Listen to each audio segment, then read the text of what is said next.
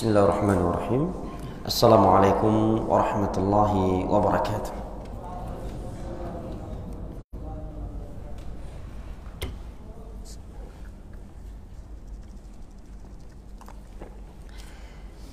Innal hamdalillah nahmaduhu ta'ala wa nasta'inuhu wa nastaghfiruh wa na'udzu billahi min shururi anfusina wa min sayyiati a'malina. من يهده الله فلا مضل له ومن يضلل فلا هادي له وأشهد أن لا إله إلا الله وحده لا شريك له وأشهد أن محمدا عبده ورسوله صلى الله عليه وعلى آله وصحبه وسلم تسليما كثيرا أما بعد.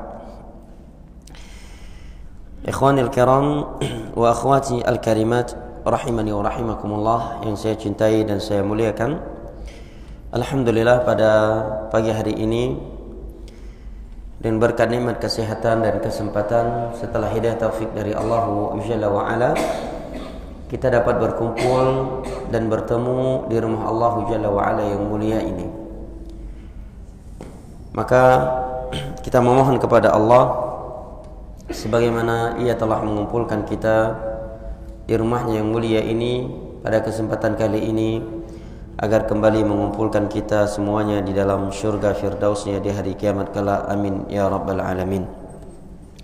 Sebagaimana kita memohon kepadanya agar menjadikan kita termasuk dari orang-orang yang Ia kecualikan di dalam firman-Nya, al-akhillau yawma idzin ba'dhuhum li ba'dhin aduwwun illa al-muttaqin.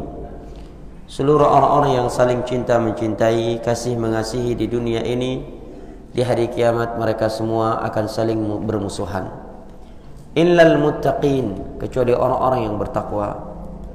Sebagaimana kita memohon kepadanya agar menjadikan kita termasuk dari hamba-hambanya yang Ia firmankan di dalam hadis qudsi yang berbunyi, wajabat mahabbati. Bagaimana? Ini atau ini? Ganti. Wajabat mahabbati lil mutahabbina fiyya wal mutajalisina fiyya wal mutazawirina fiyya wal mutabadhilina fiyya. Sungguh telah pasti kecintaanku kepada orang-orang yang mereka saling cinta mencintai sesama mereka karenaku. Mereka saling duduk sesama mereka karenaku. Mereka saling kunjung mengunjungi sesama mereka karenaku, dan mereka saling berbagi sesama mereka karenaku. Hadis ini diriwayatkan oleh Imam Ahmad dan Al-Imam Tirmidzi dari sahabat Muadz bin Jabal radhiyallahu anhu, dan merupakan nikmat yang sangat besar, anugerah Allah Jalla wa Ala yang sangat mulia kepada seorang hamba yang hidup di akhir zaman yang telah penuh dengan kerusakan syahwat dan syubhat seperti masa kita ini. Adalah nikmat, adalah anugerah ilmu agama, di mana Nabi SAW bersabda, "May yuridillahu bihi khairan yufaqihu fid din." Barang siapa yang Allah inginkan kebaikan untuknya, maka Allah akan fahamkan dia tentang agamanya. Hadis riwayat Al-Imam Al-Bukhari dari Muawiyah ibnu Abi Sufyan radhiyallahu anhu.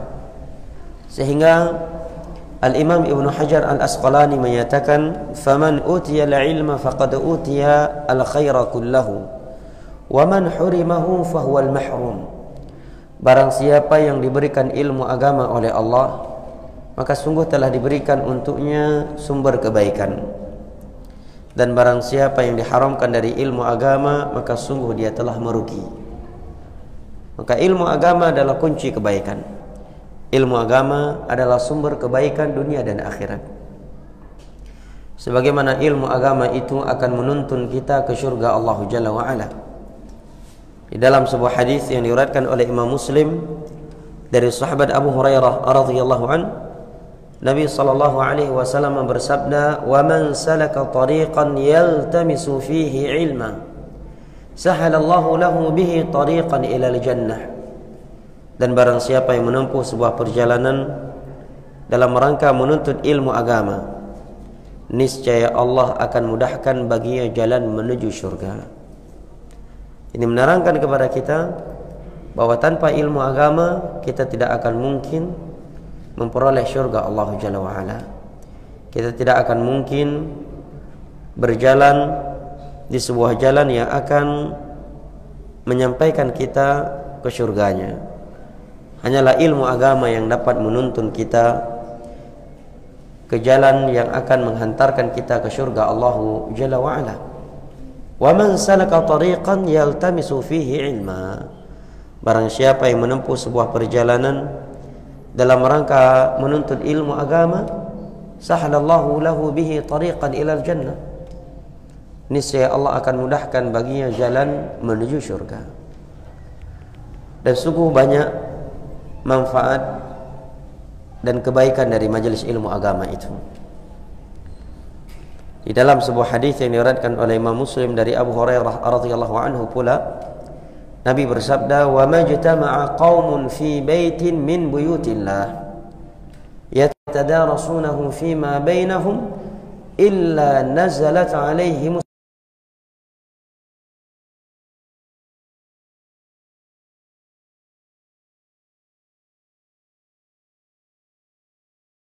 sebagian manusia berkumpul di mengkaji agama Allah, melainkan akan turun kepada mereka as-sakinah, ketenangan ilahi, yang itu tidak bisa kita peroleh dengan dunia beserta isinya. As-sakinah, kata Nabi SAW. Betapa banyak manusia mengeluarkan harta mereka, mengorbankan kesehatan mereka, waktu mereka, dan meninggalkan keluarga mereka hanya untuk melakukan camping, ya, atau ke laut, atau traveling ke negara-negara luar. Tujuannya untuk mendapatkan ketenangan, ketentraman, hiburan. Tetapi rupanya mereka juga tidak memperolehnya. Mereka juga tidak mendapatkannya. Kenapa? Karena Allah memang telah berfirman, "Ala bidzikrillahi tatma'innul qulub." Hanya dengan mengingat Allah Jalla wa Ala hati itu akan tenang. Dan majelis ilmu agama adalah salah satu media sakinah yang paling sempurna, yang apabila kita berada di dalamnya, hati kita akan tenang, akan nyaman, akan tentram, karena sakinah yang turun dari Allah Jalla wa Ala. Nazalat alaihimu sakinah, akan turun kepada mereka as-sakinah, ketenangan jiwa. Hati mereka akan tentram, jiwa mereka akan tenang. Wa ghasyiatumur rahmah, dan rahmat Allah tercurahkan untuk mereka. Wa haffathumul malaikah, malaikat-malaikat Allah meliputi mereka. Wa dzakarahumullahu fi man indah, dan Allah menyebut-nyebutkan mereka di hadapan malaikat-malaikat yang ada di sisinya. Ya subhanallah, adakah sebuah majelis, pertemuan, perkumpulan yang lebih indah daripada ini? Sebuah majelis, sebuah pertemuan yang turun sakinah Allah Jalla wa Ala untuk mereka, yang rahmat Allah tercurahkan untuk mereka, yang malaikat-malaikat Allah ikut duduk meliputi mereka, makhluk-makhluk suci yang tidak pernah bermaksiat kepada Allah. La ya'sunallaha ma amarahum wa yaf'aluna ma yu'marun. Para malaikat itu tidak pernah bermaksiat kepada Allah dan senantiasa menjalankan perintah-perintah Allah. Mereka ikut duduk meliputi majelis ilmu agama. Wa dzakarahumullahu fi man 'indah, dan Allah menyebut-nyebutkan mereka di hadapan malaikat-malaikat yang ada di sisinya. Maka majelis ilmu agama adalah sumber popularitas yang sesungguhnya. Barang siapa yang ingin populer, ingin tenar, menginginkan popularitas, ketenaran, maka majelis ilmu agamalah tempatnya. Dia akan memperoleh, akan meraih ketenaran, popularitas yang sesungguhnya. Ketenaran yang hakiki, dikenal oleh Allah, namanya disebut-sebut oleh Allah, dan didengar oleh malaikat-malaikat yang ada di sisinya. Wa dzakarahumullahu fi man indah, dan Allah akan menyebut-nyebutkan mereka di hadapan malaikat-malaikat yang ada di sisinya. Dan jumlah malaikat di hadapan Allah amatlah banyak. Di dalam sebuah hadis yang diriwayatkan oleh Imam An-Nasa'i dari Abu Dzar Al-Ghifari radhiyallahu anhu, Nabi sallallahu alaihi wasallam bersabda, "Ma min arba'ati asabi'in fis sama' illa wa fihi malakun sajidun qa'imun aw raki'un lillah." Tidaklah ada jarak sejauh 4 jari jemari di atas langit sana, melainkan di situ ada malaikat yang sedang berdiri, yang sedang ruku atau sedang sujud menyembah Allah Jalla wa Ala. Keutamaan yang luar biasa. Juga di dalam sebuah hadis yang diriwayatkan oleh Imam Abu Daud dan Al-Imam Tirmidzi dari sahabat Abu Darda radhiyallahu anhu, Nabi sallallahu alaihi wasallam bersabda, "Wa innal malaikata la tad'u ajnataha li talibil ilmi ridhan bima yatlub, wa innal 'alim la yastaghfiranna lahu man fis samawati wal ardi hatta al-hitani fi jawfil ma'. Wa inna fadlal 'alim 'ala al-'abid ka fadlil qamari 'ala sa'iril kawakibi lailatal badr. Wa innal 'ulama warathatul anbiya. Wa innal anbiya lam yuwarrithu dinaran wala dirhama. Wa innama warathul 'ilm. Faman akhadahu akhadha bihadhin wafir." Sesungguhnya malaikat-malaikat Allah meletakkan sayap-sayapnya kepada para penuntut ilmu agama, kepada orang-orang yang hadir di majelis ilmu agama, kepada orang-orang yang belajar ilmu agama. Ridwan bima yatlub, sebagai bentuk cinta, sebagai bentuk ridha dari mereka kepada apa yang sedang mereka lakukan. Sesungguhnya seorang alim itu akan dimintakan ampunan oleh Allah, akan dimintakan ampunan oleh seluruh makhluk yang ada di langit, yang ada di air, di bumi, bahkan ikan-ikan yang ada di bawah kolong air. Mereka semua akan meminta ampunan Allah Jalla wa Ala untuknya.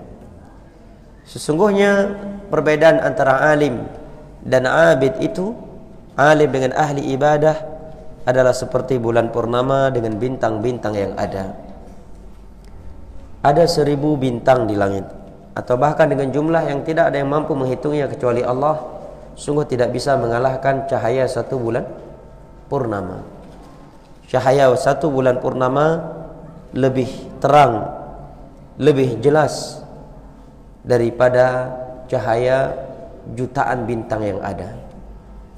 Demikianlah perbedaan antara alim, orang yang memiliki ilmu agama, dengan ahli ibadah. Satu alim itu jauh lebih bermanfaat daripada 1000 ahli ibadah.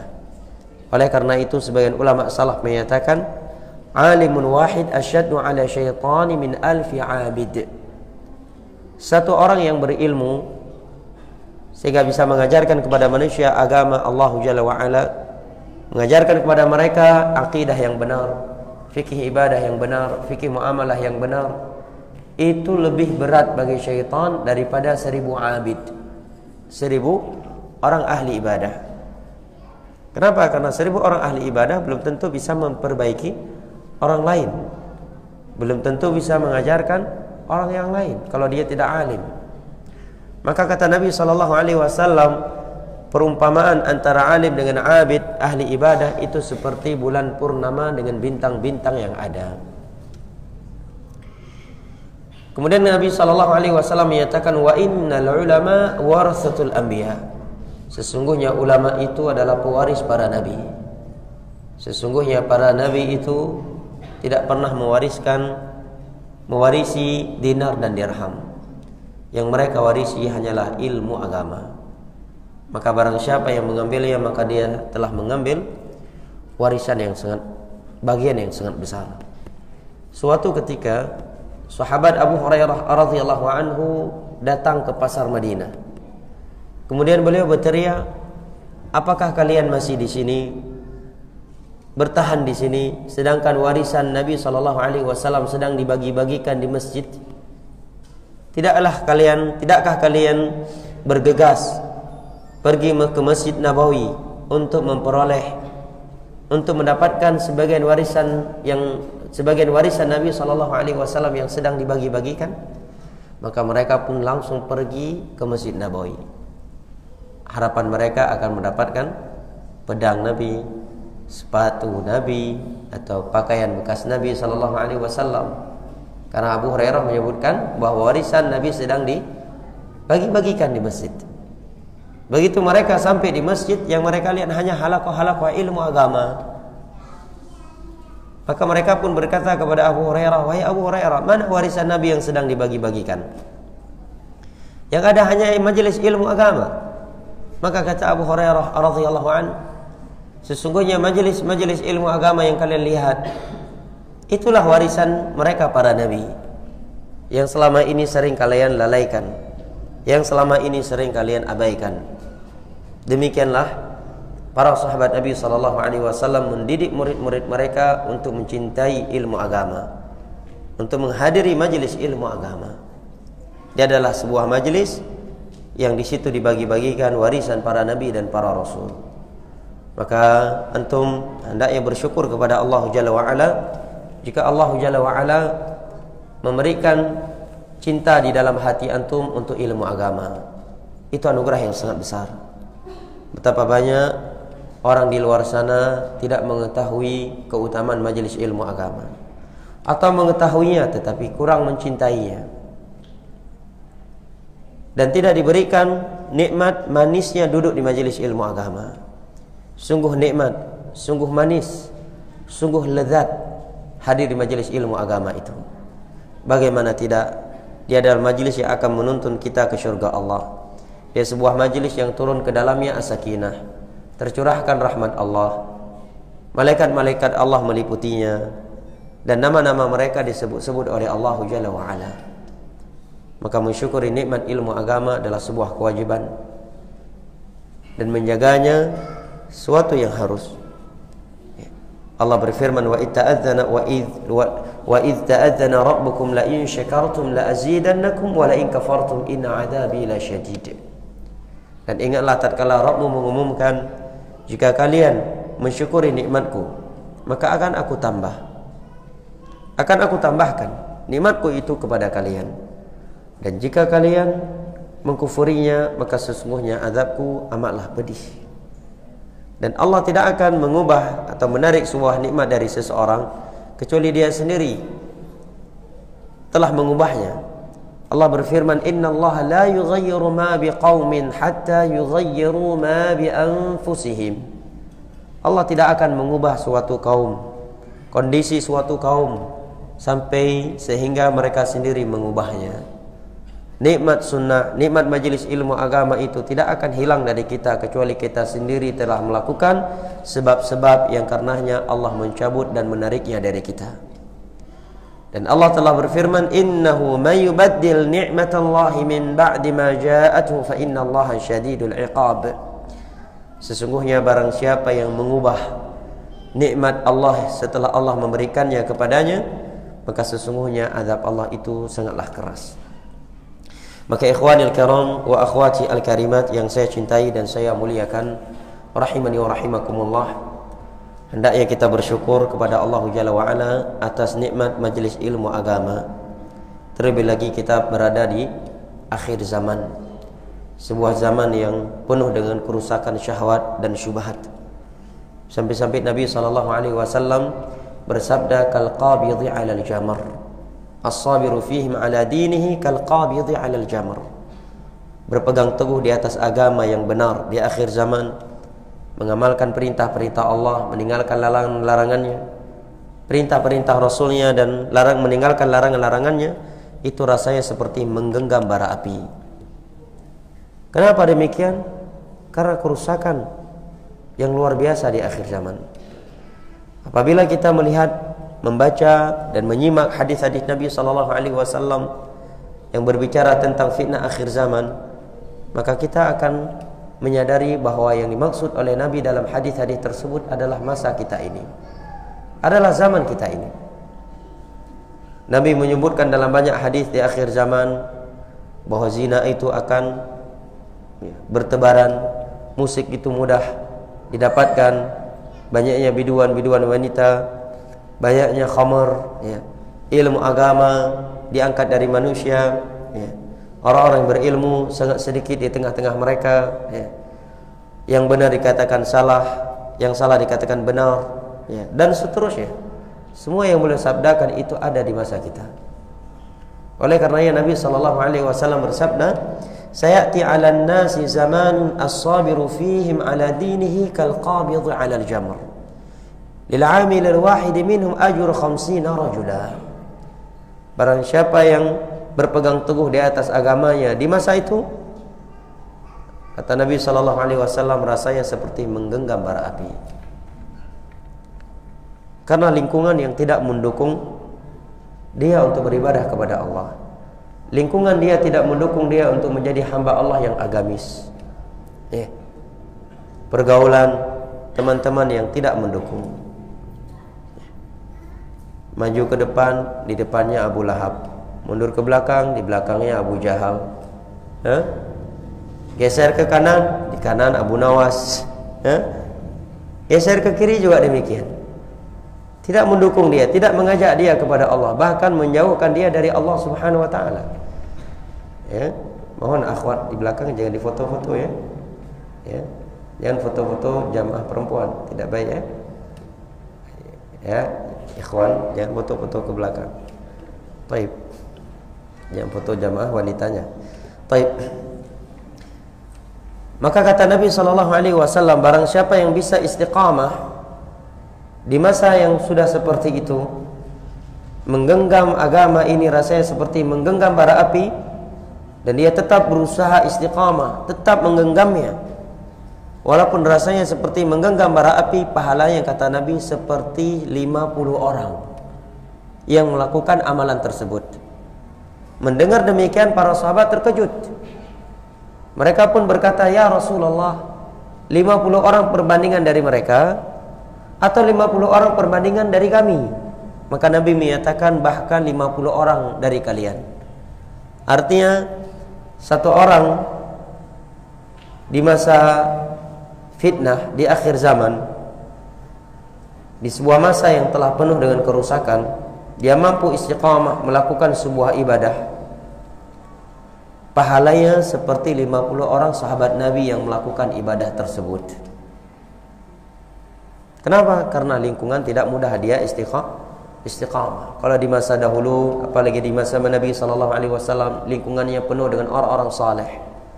Dia melihat Nabi sallallahu alaihi wasallam, mendengar Nabi langsung ingat Allah. Yang berada di hadapannya Abu Bakar, Umar, Uthman, Ali dan sahabat-sahabat lainnya. Yang dengan melihat mereka saja akan membuat dia ingat Allah Subhanahu wa taala. Membuat dia takut kepada Allah Jalla wa ala, membuat dia langsung cinta akhirat. Tetapi zaman kita berbeda. Maka kata Nabi SAW, pahala dia itu seperti 50 orang para sahabat Nabi SAW. Karena tidak mudah berpegang teguh di atas agama Allah di akhir zaman. Ya sebagai contoh saja, jenggot saja begitu asing. Berapa banyak manusia mencemoohi jenggot, yang mereka adalah orang-orang Islam. Pada dia adalah penampilan yang diperintahkan oleh Nabi SAW. Para Nabi dan Nabi kita juga berjenggot, menjadi asing. Dan memeliharanya tidaklah mudah. Padahal jenggot tumbuh sendiri kan? Kan tidak ditumbuhkan, tumbuh sendiri. Menjadi aneh. Tapi sebaliknya malah nggak aneh. Jenggotnya dicukur, kumisnya dibiarkan seperti pisang goreng hangus.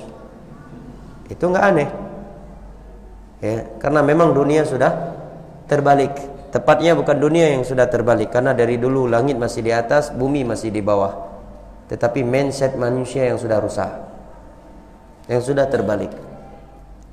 Maka Nabi SAW menyatakan barang siapa yang bisa istiqamah di akhir zaman, yang mana zaman sudah seperti itu rusaknya, ketika dia berpegang teguh di atas agamanya, rasanya seperti menggenggam bara api, maka pahala dia seperti 50 para sahabat Nabi SAW. Namun kata Imam Ibnu Hajar, ini tidak menerangkan bahwa adanya orang-orang yang lebih afdal daripada para sahabat Nabi setelah mereka. Karena penyebutan pahalanya lebih banyak tidak menunjukkan lebih mulia, karena keutamaan bertemu dengan Nabi, menjadi sahabat Nabi, itu sebuah keutamaan yang tidak akan pernah bisa dikejar, dikalahkan oleh orang-orang yang datang setelah mereka. Naam. Ikhwanil kiram wa akhwati al-karimat rahimani wa rahimakumullah.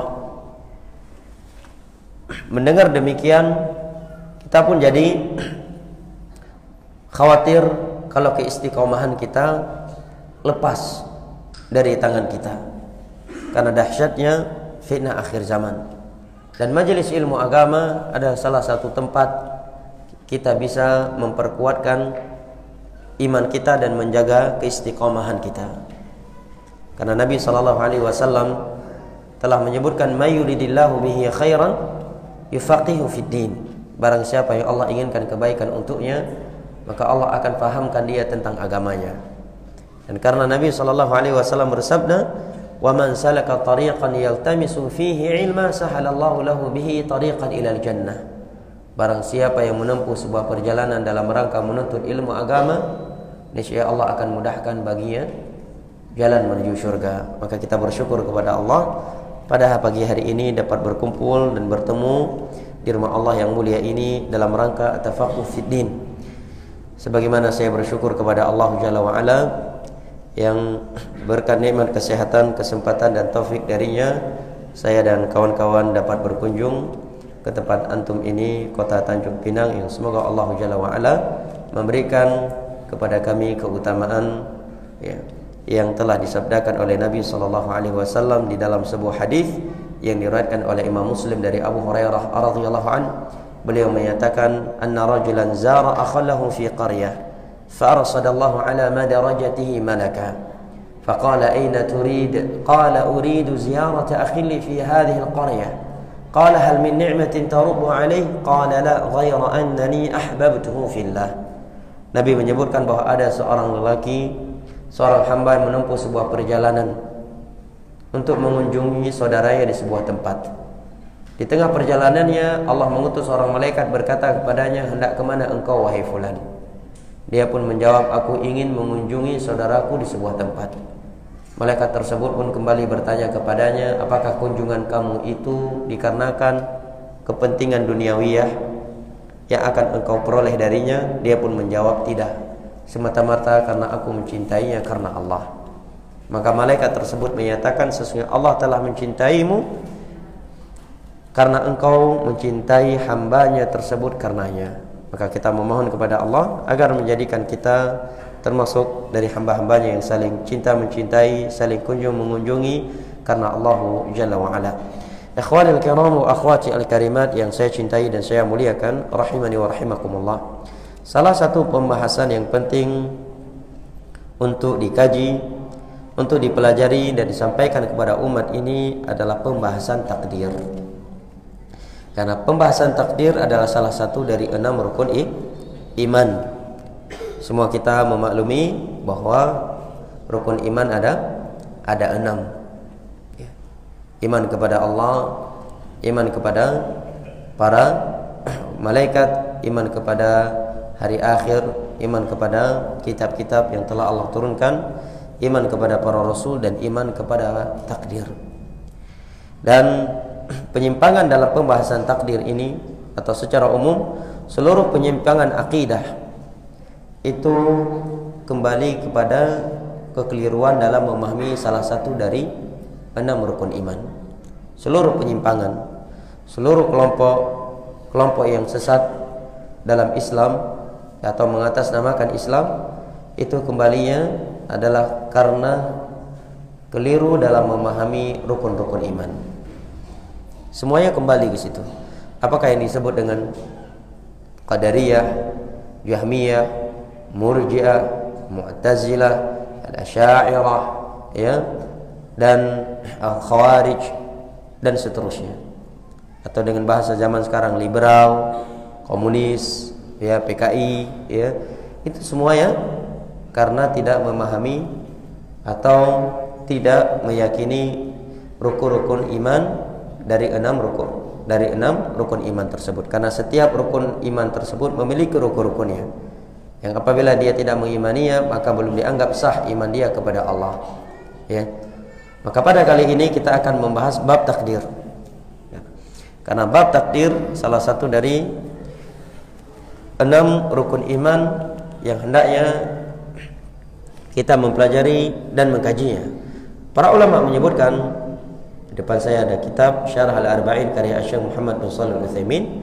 Saya melihat penjelasan beliau terkait rukun-rukun iman kepada takdir. Penjelasannya sangat jelas dan ringkas. Beliau menyebutkan bahwa iman kepada takdir itu ada 4 rukun. Yang apabila salah satu dari 4 rukun ini tidak diimani, maka belum dianggap iman dia kepada takdir. Yang pertama, an tu'mina bi'ilmillahil muhit bi kulli syai'in jumlatan wa tafsila. Rukun iman takdir yang pertama adalah engkau beriman bahwa Allah Jalla wa Ala mengetahui segala sesuatu. Segala sesuatu secara terperinci dan secara global. Tidak ada yang terluput dari ilmu Allah Jalla wa Ala. Ilmu Allah mencakup segala sesuatu. Allah berfirman di dalam surat Al-Baqarah ayat 282, "Wallahu bikulli syai'in alim." Dan Allah Maha mengetahui segala sesuatu. Kalimat segala sesuatu bikulli syai', kul salah satu dari konteks umum, maka mencakup segala sesuatu. Tidak ada sesuatu yang terluput dari ilmu Allah Jalla wa Ala. Allah juga berfirman di dalam surat At-Talaq ayat ke-12, Allahul ladzi khalaqa sab'a samawati wa minal ardi mithlahun yatanazzalu al-amru bainahunna lita'lamu anna Allaha 'ala kulli syai'in qadir. Sesungguhnya Allah lah yang telah mencipta 7 lapis langit dan dari bumi seperti itu juga. Artinya bumi juga diciptakan oleh Allah dengan 7 lapis yang turun perintah darinya agar kalian mengetahui bahwa Allah Jalla wa Ala Maha mampu atas segala sesuatu. Allah Maha mampu atas segala sesuatu. Ini menunjukkan Allah juga Maha mengetahui, karena tidak mungkin Allah mampu melakukan sesuatu yang ia tidak mengetahuinya. Nah, Allah Jalla wa Ala berfirman, "Lita'lamu anna Allah 'ala kulli syai'in qadir wa anna Allah qad ahata bi kulli syai'in 'ilma." Dan agar kalian tahu bahwa ilmu Allah itu telah mencakup segala sesuatu. Allah juga berfirman dalam surat Al-An'am ayat 59, "Wa 'indahu mafatihul ghaibi la ya'lamuha illa hu wa ya'lamu ma fil barri wal bahri wa ma tasqutu min waraqatin illa ya'lamuha." Sesungguhnya di sisi Allah Jalla wa Ala ada kunci-kunci ghaib yang tidak ada yang mengetahuinya kecuali Allah. Ia mengetahui segala sesuatu yang ada di darat, segala sesuatu yang ada di laut, dan tidaklah ada waraqah, selembar daun yang gugur dari pohonnya, melainkan Allah mengetahuinya. Subhanallah. Allah mengetahui segala sesuatu. Sampai-sampai satu daun yang gugur dari sebuah pohon, Allah mengetahuinya. Betapa banyak daun yang gugur dari pohonnya dalam 1 detik di dunia ini. Dalam 1 detik. Itu semuanya Allah ketahui. Naam. Allah juga berfirman di dalam surat Al-An'am atau masih pada ayat yang sama, "Wala habatin fi dhulumatil ardi wala ratbin wala yabisin illa fi kitabim mubin." Dan tidaklah ada sebuah biji-bijian yang ada di dalam kegelapan bumi, atau sesuatu yang basah atau sesuatu yang kering, melainkan itu berada di dalam Laul Mahfuz. Allah mengetahuinya. Subhanallah, bayangkan ada sebuah biji yang sangat kecil berada di atas darat, di dalam kegelapan yang sangat gelap, yang tidak mungkin manusia mampu mengetahuinya. Syekh Google pun tidak mampu mengetahuinya. Sebuah biji-bijian di atas bumi dalam kegelapan yang sangat gelap. Allah Maha mengetahui. Allah mengetahuinya. Maka apabila seorang hamba selalu mengenang akan luasnya ilmu Allah Jalla wa Ala, bahwa ilmu Allah mencakup segala sesuatu, ini akan melahirkan rasa takut di dalam hatinya kepada Allah Jalla wa Ala. akan menjadi pengontrol dalam hatinya, yang akan mengontrol dia, yang akan mengontrol perjalanannya, sehingga dia terbimbing. Dia tidak mudah jatuh bermaksiat kepada Allah Jalla wa'ala ketika sendirian, dan dia selalu takut kepada Allah Jalla wa'ala ketika sendirian, dan itu ibadah yang sangat mulia. Allah Jalla wa'ala berfirman, wa amma man khafa maqama rabbih wa nahan nafsa 'anil hawa fa innal jannata hiyal ma'wa. Barang siapa yang takut kepada Allah dan dia mampu melawan hawa nafsunya. Coba perhatikan ayat ini. Allah menyebutkan dia melawan hawa nafsunya setelah Allah menyebutkan dia takut kepada Allah. Karena kalau orang nggak takut kepada Allah, dia tidak akan mungkin melawan hawa nafsunya. Dia pasti akan jatuh ke zina. Dia akan pasti jatuh kepada maksiat-maksiat yang dia inginkan. Apalagi pintu maksiat tersebut telah terbuka di hadapannya. Tidak ada orang yang ia segani, tidak ada orang yang ia takuti. Nafsunya sedang bergojolak.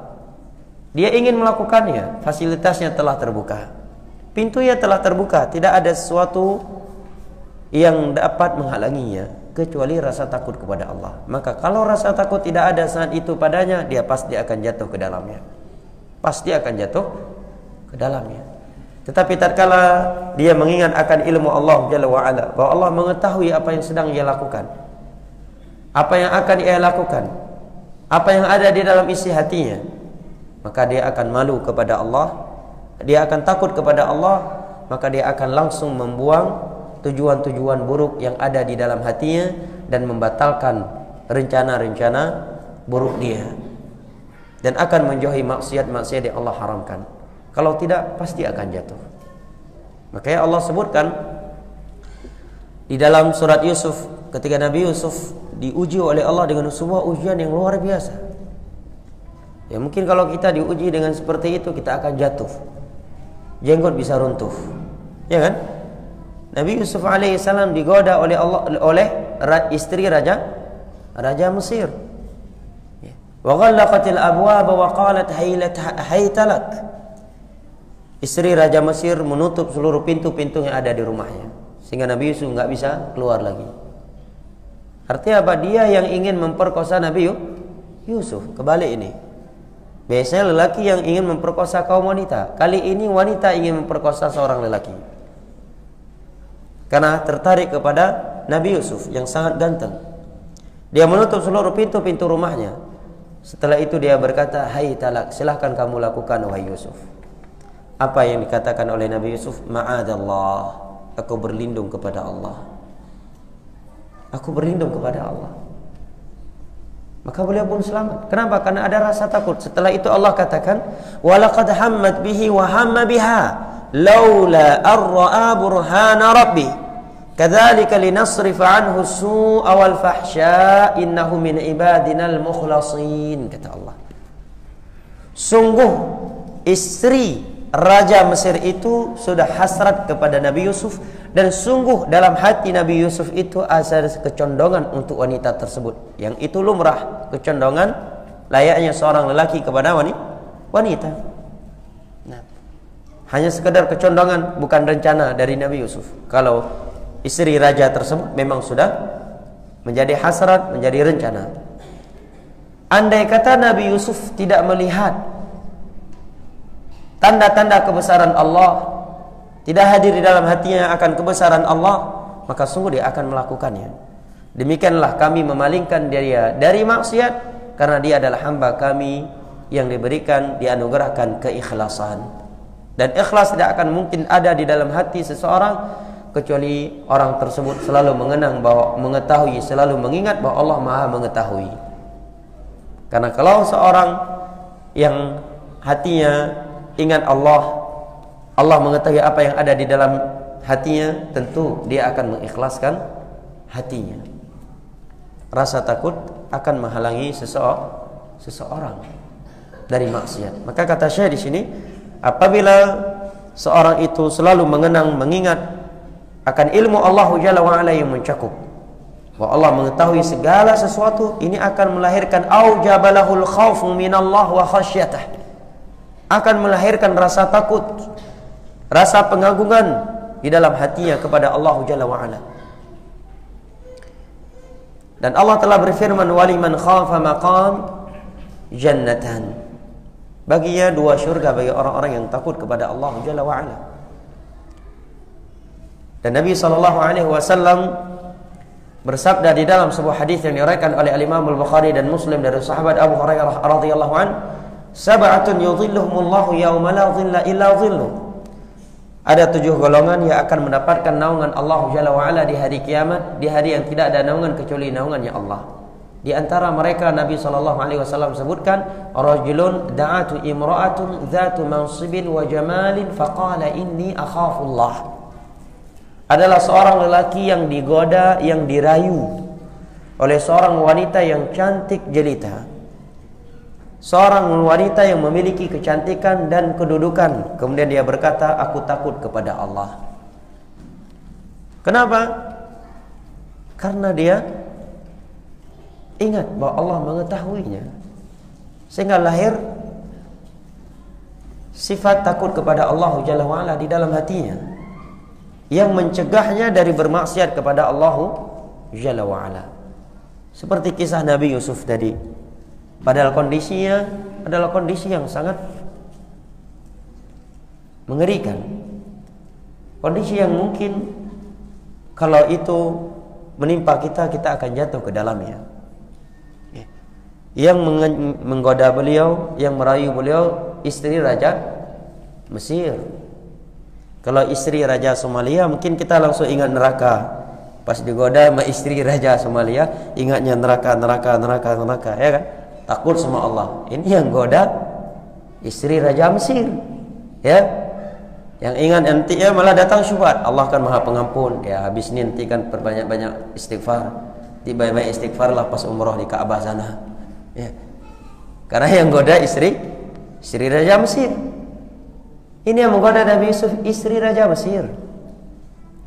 Antum digoda oleh pengemis di Mesir saja bisa runtuh jenggot antum. Apalagi yang menggoda antum istri Raja Mesir. Ya. Orang Mesir itu tidak ada yang berhidung angka 8, semua hidungnya angka 7. Boleh digoda oleh istri Raja Mesir. Bagaimana digoda beliau? Pintu-pintu rumahnya semua ditutup, tinggal dia di dalam.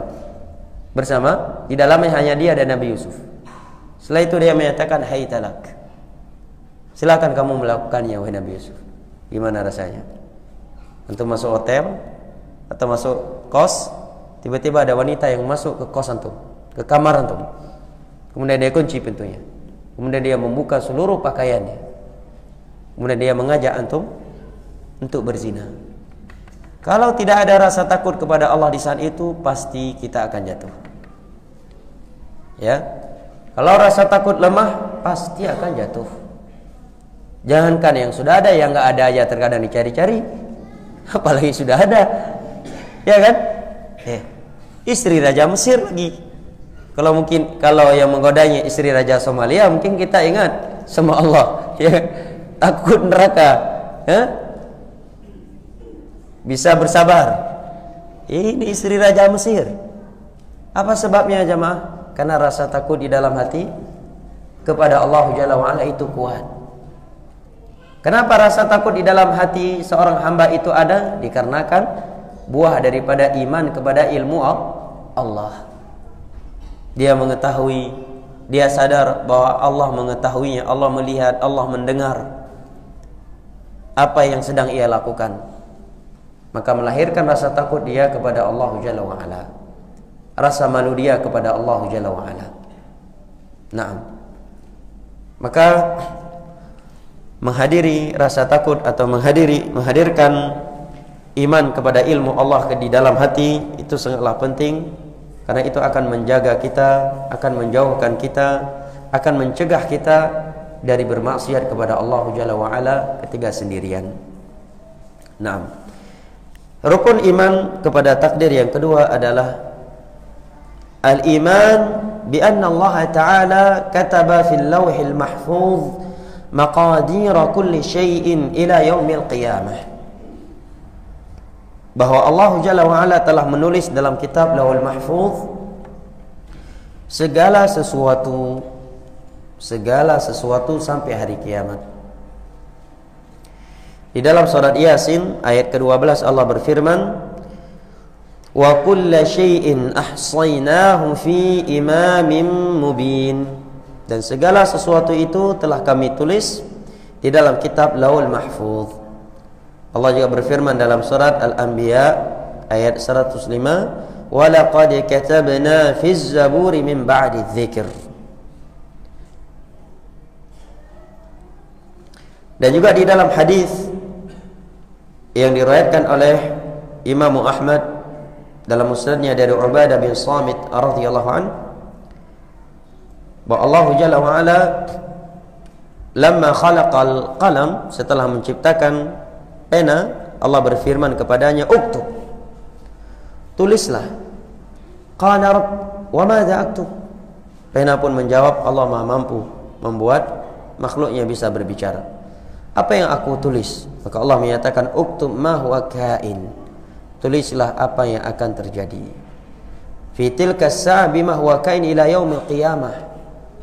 Sampai kejadian-kejadian yang akan terjadi sampai hari kiamat. Itu semuanya telah ditulis oleh Allah di dalam Lauhul Mahfuz. Berapa lama sebelum Allah menciptakan langit dan bumi? Berapa lama? 50.000 tahun. Ya, 50.000 tahun sebelum Allah menciptakan langit dan bumi. Ini rukun iman yang kedua.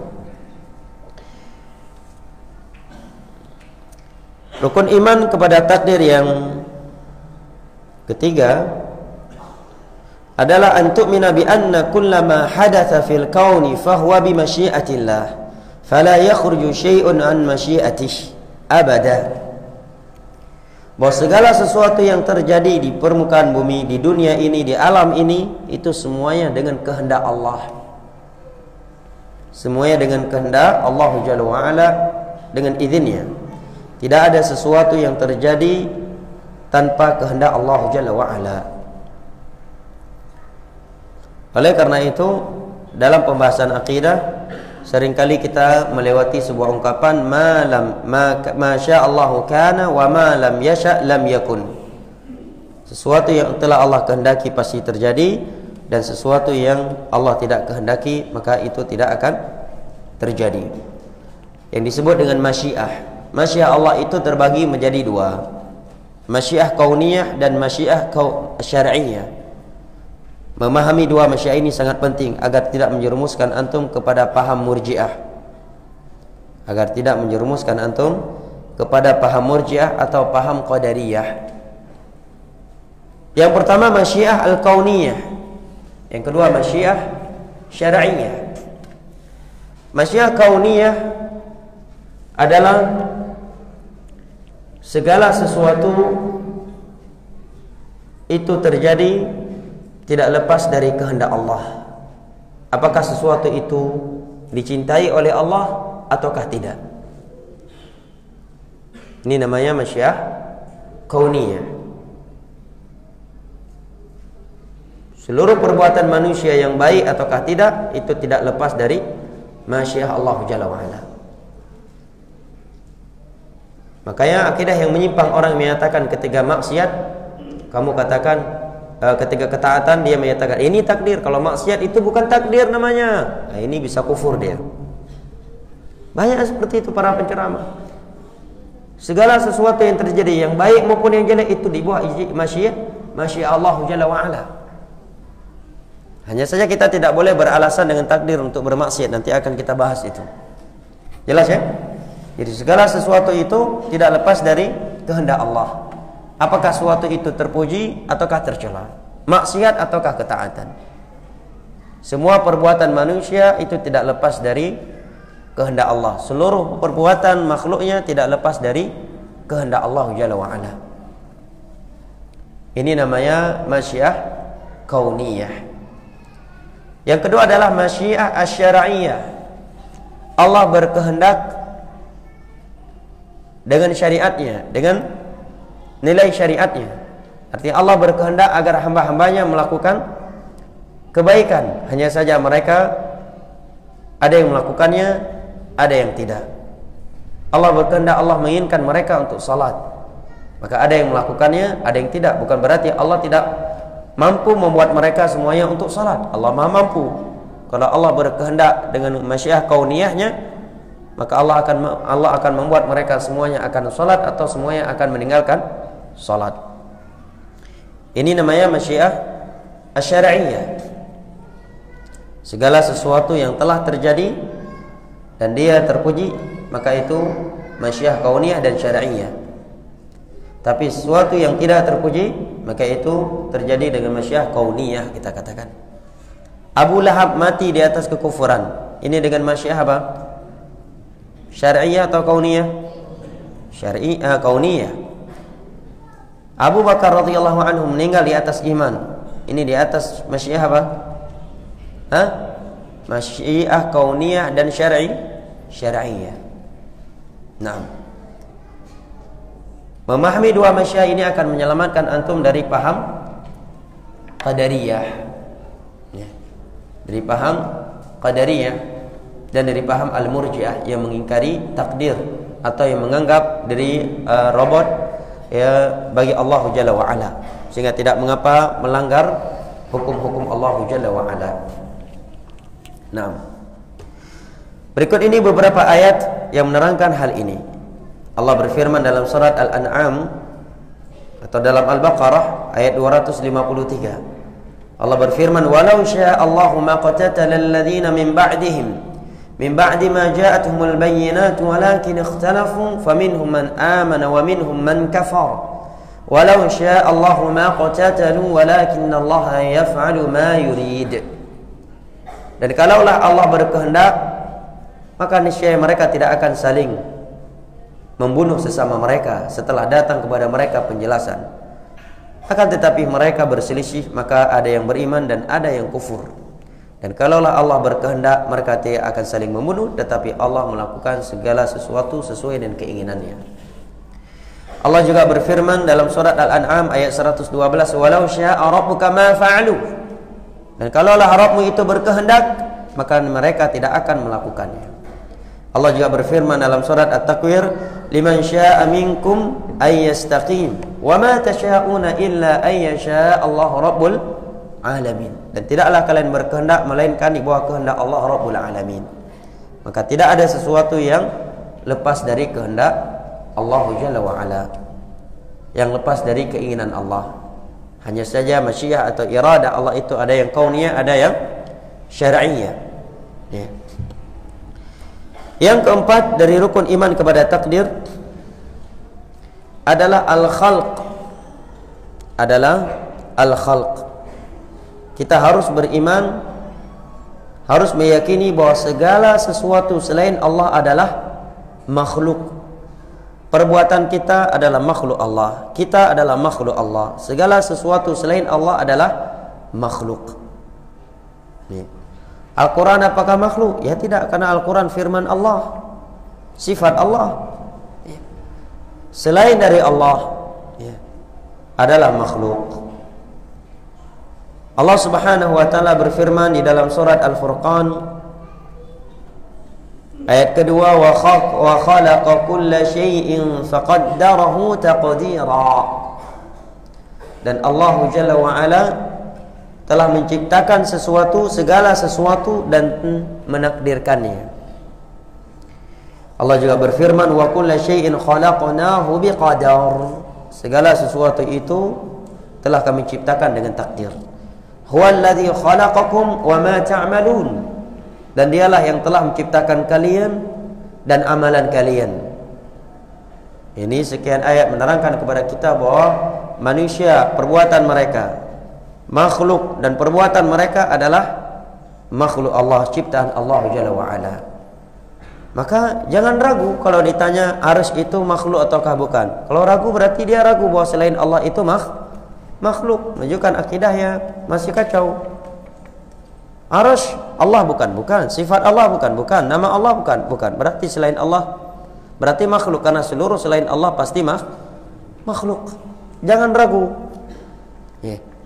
Jangan menyatakan tidak tahu, menyatakan arsy Allah ataukah makhluk ataukah bukan, kemudian dijawab saya tidak tahu, berarti dia tidak tahu bahwa selain Allah itu makhluk. Berarti dia tidak tahu Allah Maha Esa adalah Al-Khaliq satu-satunya. Ya, akidah yang fatal. Nah, ini 4 rukun iman kepada takdir. Yang apabila salah satu dari 4 rukun iman ini tidak kita imani, maka iman kita kepada takdir belum sah dan kita belum beriman kepada Allah, belum dikatakan mukmin. Ini secara global. Dan di dalam kitab-kitab akidah diterangkan lebih rinci lagi. Di sana akan disebutkan syubhat-syubhat seputar takdir beserta jawabannya. Tapi paling tidak seorang muslim dan muslimah dia telah memahaminya secara global.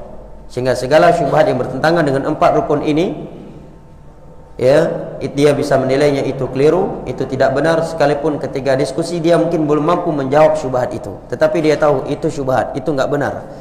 Karena 4 perkara ini adalah rukun iman kepada takdir. Apabila salah satu dari 4 rukun iman ini tidak diimani, maka dia belum dikatakan mukmin. Di dalam sebuah hadis yang diriwayatkan oleh Imam Muslim dari sahabat Abu Abdullah bin Umar radhiyallahu anhuma, tatkala disampaikan kepada beliau bahwa di Irak ada beberapa tokoh agama yang berkeyakinan innal amra unuf. Allah mengetahui sesuatu itu kalau sesuatu itu telah terjadi. Ini disebut dengan sekte Qadariyah. Allah tahu kalau sesuatu itu telah terjadi, berarti mengingkari ilmu Allah. Mendengar demikian, Abdullah bin Umar menyatakan, akhbirhum anni bari'um minhum wa annahum wara'u minni. Sampaikan kepada mereka bahwa aku berlepas diri dari mereka dan mereka berlepas diri dariku. Walau annam anfaqu mithla Uhudin dhahaba lama qabilahu Allah minhum hatta yu'minu bil qadar. Dan kalaulah mereka menginfakkan emas sebesar gunung Uhud, niscaya Allah tidak akan menerimanya dari mereka sampai mereka sehingga mereka beriman kepada takdir. Abdullah menganggap mereka bukan muslim. Apa buktinya? Kata Imam Nawawi, buktinya ada 2. Yang pertama, beliau berlepas diri dari mereka. Dan seorang tidak boleh berlepas diri dari saudara muslimnya. Yang kedua apa?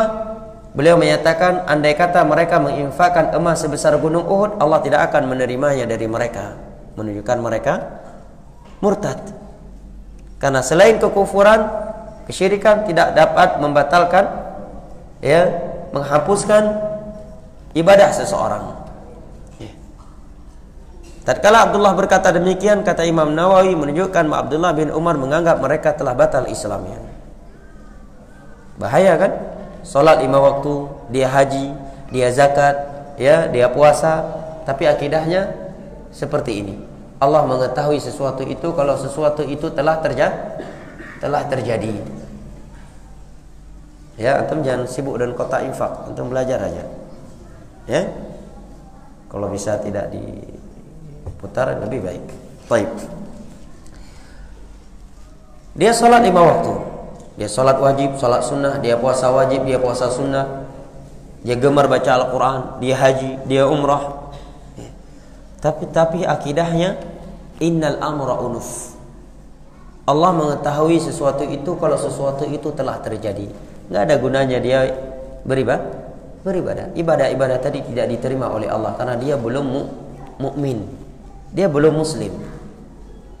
Islamnya telah batal karena dia mengingkari salah satu dari 4 rukun iman kepada takdir. Maka ketika disampaikan kepada Abdullah bin Umar tadi, di Irak ada tokoh-tokoh agama punya akidah innal amra unuf, Allah mengetahui kalau sesuatu itu telah terjadi, boleh langsung berlepas diri. Saya bukan dari mereka, mereka bukan dariku. Dan kalaulah mereka menginfakkan emas sebesar gunung Uhud, Allah tidak akan menerimanya dari mereka sehingga mereka beriman kepada takdir. Menerangkan kepada kita pentingnya pembahasan akidah. Pentingnya kajian-kajian akidah, kitab-kitab akidah. Karena penyimpangan akidah penyimpangan yang sangat fatal. Saya kan seperti hadis ini tadi. Abdullah bin Umar menyatakan andai kata dia menginfakkan emas sebesar gunung Uhud, ya, Allah nggak akan menerimanya darinya sampai dia beriman kepada takdir. Padahal orang-orang yang disampaikan kepada Abdullah bin Umar itu adalah tokoh-tokoh agama di Irak. Mereka sholat 5 waktu, mereka haji juga. mereka mengucapkan dua syahadat, tapi Abdullah bin Umar menganggap batal Islam mereka. Beliau berlepas diri dari mereka.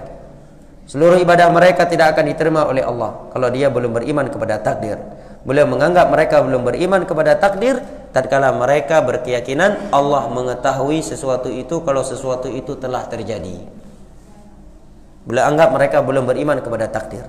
Tidak beriman kepada takdir membuat berarti belum beriman kepada rukun-rukun iman. Berarti dia belum dikatakan mukmin. Maka setiap kali kita melewati ayat yang menerangkan keutamaan amal soleh, selalu Allah sebutkan syarat iman. Allah berfirman, "Man 'amila shalihan min dzakarin aw untha wa huwa mu'min, falanuhyiyannahu hayatan thayyibah wa lanajziyannahum ajrahum bi ahsani ma kanu ya'malun." Dan barang siapa yang melakukan amal saleh dari kalangan lelaki atau wanita dan dia beriman, syaratnya, dan dia punya iman, benar pemahaman imannya ya terkait 6 rukun iman, dia benar memahaminya, akidahnya benar, rukun-rukunnya dia mengimaninya, maka akan kami berikan untuknya kehidupan yang indah dan kami akan membalasnya dengan sesuatu yang lebih baik dari apa yang telah mereka lakukan. Nah, kemudian di sana ada beberapa kelompok yang para ulama sebutkan mereka telah sesat. Mereka telah sesat dalam pembahasan takdir. Secara umum ada 2 kelompok. Yang pertama adalah Qadariyah. Yang kedua adalah Murji'ah. Qadariyah adalah orang-orang yang mengingkari takdir Allah Jalla wa'ala, bahwa makhluk itu melakukan sesuatu sesuai dengan kehendaknya, tidak ada ikut campur takdirnya Allah Jalla wa'ala. Buktinya ketika dia mau berzina, dia bisa berzina, sedangkan Allah tidak menginginkan dia berzina. Sebabnya apa? Karena dia tidak paham ada masyiah kauniyah dan masyiah syar'iyah. Dia bilang Allah mengharamkan zina, Allah menginginkan dari manusia untuk tidak berzina dengan masyiah syar'iyahnya.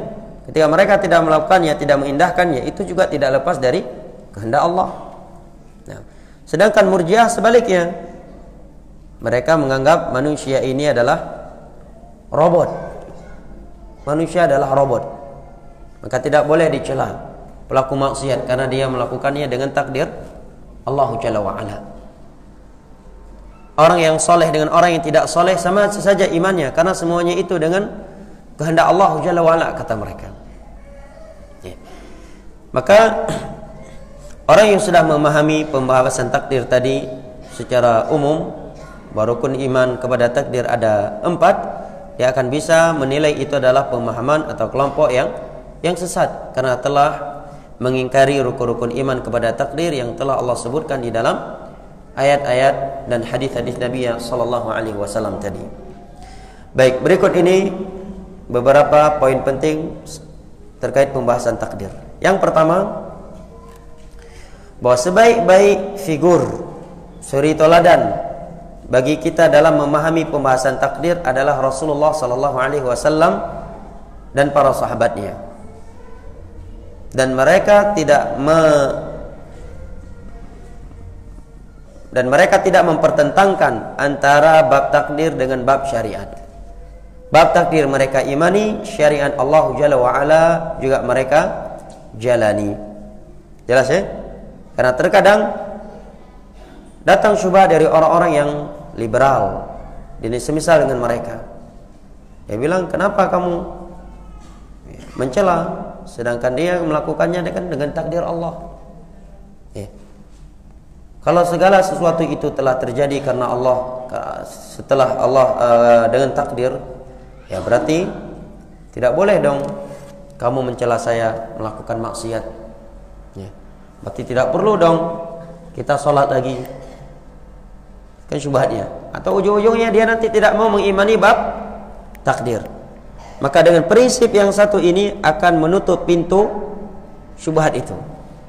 Kita katakan sebaik-baik contoh untuk kita dalam pembahasan takdir, sebaik-baik figur dalam masalah ini adalah Rasulullah sallallahu alaihi wasallam dan para sahabatnya. Mereka mengimani bab takdir dan mereka juga menjalani syariat Allah. Mereka tidak menabrakkan bab takdir dengan bab syariat. Takdir mereka imani, syariat mereka jalani. Ngapain harus dipertentang? Kapan kita mulai berpikir tentang takdir, kemudian kita tabrakkan dengan syariat, ini akan membuat kita bingung. Setelah bingung nanti membuat kita akan jatuh kepada paham Qadariyah atau jatuh kepada paham Murji'ah. Kedua-duanya keluar dari Islam. Qadariyah karena mengingkari takdir, ya. Murji'ah, ya, karena dia mengingkari adanya masyiah untuk hamba, seorang hamba, sehingga dia melakukan perbuatan-perbuatan yang bisa membatalkan Islam karena alasannya semuanya itu dengan takdir Allah. Jelas ya? Maka ada satu ayat membantah dua kelompok ini, untuk Qadariyah dan untuk Murji'ah, yaitu firman Allah, "Wa ma tasyauna illa an yasha Allah rabbul alamin." Tidaklah kalian berkehendak melainkan di bawah kehendak Allah. Di sini Allah menyebutkan manusia ini punya kehendak. Maka ini bantahan untuk Murji'ah yang menyatakan manusia ini seperti robot. Illa an yasha Allah rabbul alamin, ini bantahan untuk Qadariyah yang menyatakan perbuatan manusia itu lepas dari takdir Allah. Buktinya dia bisa melakukan apa yang dia inginkan. Nah, ayat ini bantahan untuk dua kelompok ini. Wa ma tasyaun, ini bantahan untuk Murji'ah. Illa ayyasha Allah rabbul alamin, ini bantahan untuk Qadariyah. Jelas ya? Ini prinsip yang pertama ya, bahwa sebaik-baik figur, sebaik-baik uswah hasanah buat kita dalam memahami bab takdir adalah Rasulullah dan para sahabatnya, para tabi'in, tabi'ut tabi'in. Mereka semua tidak mempertentangkan antara bab takdir dengan bab syariat. Masalah takdir mereka imani dan bab syariat mereka jalani. Jadi nggak perlu bingung, bingung. Yang berikutnya, poin berikutnya tentang pembahasan takdir, bahwa seorang tidak boleh beralasan dengan takdir untuk bermaksiat kepada Allah Jalla wa Ala. Dan beralasan dengan takdir untuk membenarkan maksiat itu adalah kebiasaan orang-orang jahiliyah. Itu adalah kebiasaan orang-orang jahiliyah. Kalau kita membuka Al-Qur'anul Karim, akan kita dapatkan di sana beberapa ayat Al-Qur'an yang menerangkan kepada kita bahwa mereka suka beralasan dengan takdir atas perbuatan maksiat yang mereka lakukan. Seperti firman Allah dalam surat Al-An'am ayat 148. Allah berfirman, "Sayaqulul ladzina asyraku law syaa Allahu ma asyrakna wa la abauna wa la harramna min syai'." Orang-orang musyrik akan berkata, kalau bukan karena kehendak Allah, tentu kami tidak berbuat syirik. Tentu kami dan nenek moyang kami tidak berbuat syirik. Dan tentu kami tidak akan mengharamkan sesuatu. Semua ini karena kehendak Allah. Kalau ada yang berkata, saya berzina karena kehendak Allah, kamu ini sama seperti yang Allah firmankan. Kamu musyrik bukan? Bukan. Kalau bukan musyrik, jangan berkata demikian. Karena yang beralasan dengan takdir untuk maksiat hanyalah musyrik. Orang-orang jahiliyah beralasan dengan takdir, dan kita dilarang menyerupai mereka. Man tasyabbah biqaumin fahuwa minhum. Menyerupai suatu kaum maka dia bagian dari kaum itu. Wa khaliful majus wal musyrikin. Selisilah oleh kalian kaum musyrikin dan kaum majusi. Jelas?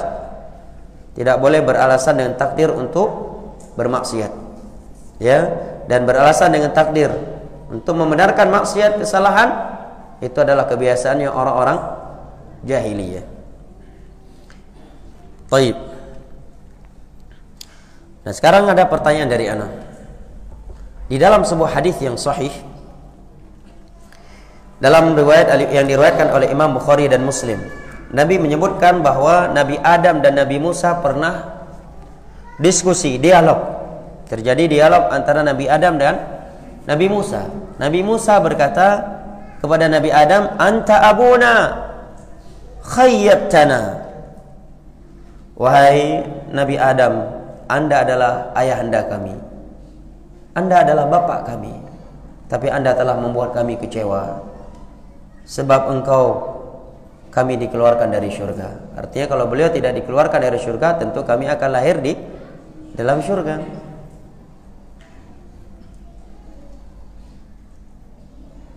Maka Nabi Adam menjawab, atalumuni ala syai'in qad katabahu Allahu alayya qabla an yakhluqani? Apakah kamu mencela saya karena sebuah perbuatan, karena suatu perkara yang saya lakukan, yang mana perkara tersebut telah Allah takdirkan sebelum Allah menciptakan saya?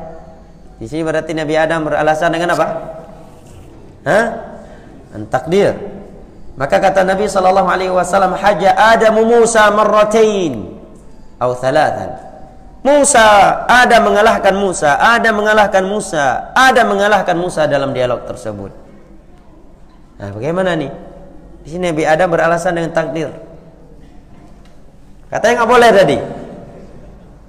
Nah, antum yang pakai kacamata, siapa nama antum? Calon pengantin baru katanya, insyaallah. Semua nih calon pengantin baru insyaallah ya. Tanya, bagaimana jawabnya? Di sini Nabi Musa beralasan dengan takdir. Ya, yang ada pertanyaan lewat tulisan ya. Siapa bisa jawab?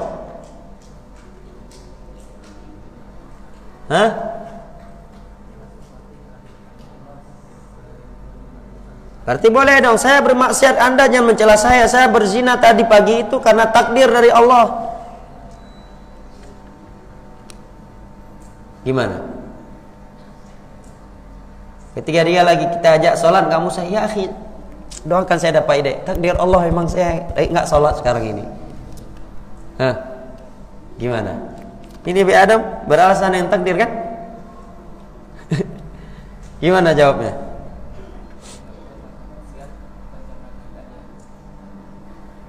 Bukan karena kehendak dia. Ya sama juga dong. Saya ini kan karena kehendak Allah. Saya nggak sholat sekarang karena kehendak Allah. Wa ma tasya'una illa yasha'allahu rabbul alamin. Keluar pula dalilnya dari kafi. Berarti boleh dong beralasan dengan takdir untuk maksiat, untuk sebuah perbuatan yang menyelisihi, yang melanggar. Para ulama menjawab dengan dua jawaban. Yang pertama, bahwa Nabi Adam beralasan dan takdir di sini bukan untuk membenarkan maksiat beliau tersebut, tetapi beliau ingin menerangkan keluarnya saya dari syurga itu dengan takdir Allah. Beliau bukan beralasan untuk membenarkan pelanggaran yang beliau lakukan tersebut, yaitu memakan apa? Beliau dilarang memakan apa? Buah apa? Buah khuldi. Buah khuldi atau pohon khuldi? Pohon khuldi. Antum berarti ikut iblis. Yang menamakan itu pohon khuldi adalah iblis, bukan Al-Quran. Khuldi artinya kekal. Iblis menyatakan kepada Adam, hal adulluka ala syajaratil khuldi wa mulkin la yabla. Wahai Adam, maukah kamu saya tunjukkan sebuah pohon yang kalau kamu memakannya kamu akan kekal dan kerajaan kamu akan abadi? Jangan malah antum datang ikut-ikutan menyatakan itu pohon khuldi. Antum juga ikut tertipu setelah Nabi Adam terhadap iblis berarti. Nabi Adam memakannya karena iblis menyatakan kalau kamu makan ini, kamu akan khuldi. Khuldi itu artinya kekal. Wa mulki la yabla, kerajaan kamu nggak akan sirna. Maka Nabi Adam memakannya. Jangan malah kita kaum muslimin ikut-ikutan menyatakan pohon khuldi, kena tipu sama iblis. Udah jelas-jelas Allah dalam Al-Quran menerangkan iblis menipu, mengkelabui Nabi Adam, menyatakan ini pohon kalau kamu makan kamu akan khuldi, kamu akan kekal, kerajaan kamu tidak akan sirna. Lah kaum muslimin sekarang juga bilang buah khuldi, berarti juga kena tipu sama iblis. Cukup katakan Nabi Adam memakan sebuah pohon yang dilarang oleh Allah, yang syaitan iblis menamakannya pohon khuldi. Jangan tuh ikut-ikutan menamakannya. Taib, jelas ya? Taib. Ini jawaban yang pertama. Jawaban yang kedua, Nabi Adam andai kata beliau beralasan dengan takdir atas pelanggaran yang telah beliau lakukan, tetapi beliau telah bertaubat kepada Allah. Beliau beralasan dengan takdir setelah bertaubat, beralasan dengan takdir terhadap sebuah maksiat yang telah kita lakukan dan kita telah bertaubat darinya, itu tidak mengapa. Ya dengan takdir Allah, dulu saya berzina, dulu saya diriba, dulu saya syirik, takdir Allah. Alhamdulillah sekarang saya sudah bertobat. Nah itu tidak mengapa. Tetapi beralasan dengan takdir terhadap sebuah maksiat yang ia belum bertobat darinya, ini tidak dibenarkan. Ini perangainya kaum musyrikin. Karena Allah yang mewajibkan kita untuk beriman kepada takdir, Allah juga mewajibkan kita untuk mengamalkan syariatnya. Dan Allah telah memberikan kepada kita akal, kehendak, dan kekuatan. Pernah terjadi di masa Umar bin Khattab radhiyallahu anhu, seorang mencuri, kemudian ditangkap oleh Umar. Ketika Amirul Mukminin Umar bin Khattab radhiyallahu anhu ingin memotong tangannya, dia menyatakan, "Wahai Amirul Mukminin, kenapa Anda ingin memotong tangan saya karena saya mencuri? Padahal saya mencuri karena takdir, wahai Umar." Insya Allah ini orang. Saya mencuri karena takdir, wahai Umar. Kenapa kamu ingin potong tangan saya? Apa kata Umar? Saya ingin memotong tangan kamu juga dengan takdir dari Allah. Kamu jangan marah. Ya, jadi kalau ada orang yang beralasan jangan sholat, tempelin aja sekali. Maaf, takdir. Kamu jangan marah ya, saya tempelin kamu tadi karena takdir dari Allah. Ya, campain dia ke comeran kalau nggak mau sholat misalnya. Kalau dia anak antum, kalau orang lain antum campain, antum duluan yang dicampain. Ya, begitu marah, maaf takdir, kata kamu tadi kamu nggak sholat takdir. Saya lempar kamu juga takdir, saya tampar kamu juga takdir. Jangan marah dong.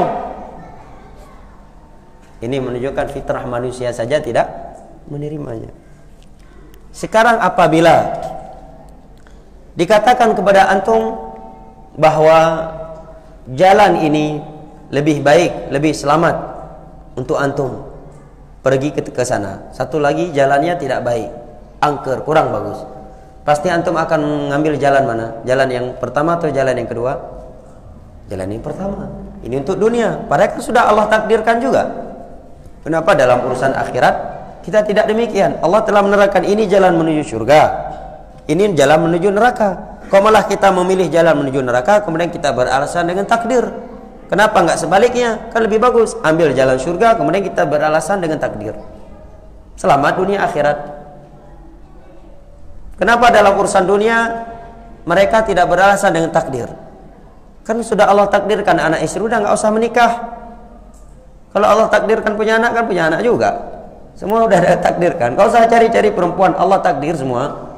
Enggak mau dia dibilang kayak gitu. Enggak mau bilang begitu. Kenapa dalam urusan akhirat kamu beralasan dengan takdir? Innallaha la yughayyiru ma biqaumin hatta yughayyiru ma bi anfusihim. Dan Allah tidak akan mengubah suatu kaum sampai dia berusaha untuk mengubah dirinya. Dan banyak buah faedah dari memahami pembahasan takdir ini. Di antaranya membuat seorang hamba selalu percaya, yakin kepada Allah Jalla wa'ala, dan akan memurnikan ketergantungan hatinya hanya kepada Allah. Maka dia akan takut hanya kepada Allah. Dia cinta kepada Allah Jalla wa'ala. Dia mengharap kepada Allah Jalla wa'ala. Dia tidak akan bergantungan kepada manusia, kepada makhluk, dan tidak akan menghinakan dirinya demi mereka.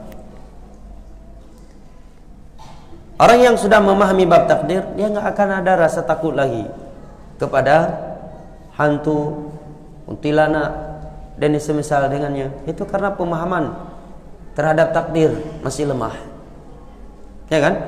Sekarang misalkan dia sedang jalan, antum takut nggak kira-kira pulang nih dari pengajian jam ba'da isya, pulang ke rumah, daerah antara masjid dengan rumah tempatnya mungkin cahaya kurang, nggak ada listrik, jalannya kecil, banyak semak-semak lagi, ya hutan-hutan gitu. Tiba-tiba ada kuntilanak 3 orang duduk di pinggir jalan. Bang, mampir dong. Ya. Kuntilanak nih, Togondoro, ya. Atau naik sepeda. Karena pernah diceritakan daerah Setabat waktu itu, ada bapak-bapak kita pulang ngaji naik sepeda di jalan antara 2 kebun tebu. Tiba-tiba di depannya sepeda yang dia bawa ada kuntilanak duduk di depan sepedanya. Setelah itu duduk di belakangnya, diganggu terus. Kira-kira gimana? Hah? Gimana antum? Nah, pasti rata-rata ngambil jurus langkah 1000. Ya kan? Ibu-ibu yang tadinya nggak pandai lari, wah larinya kayak F1 lari ya. Kayak MotoGP cepatnya. Tapi kalau orang yang paham takdir, hadir dalam hati takdir.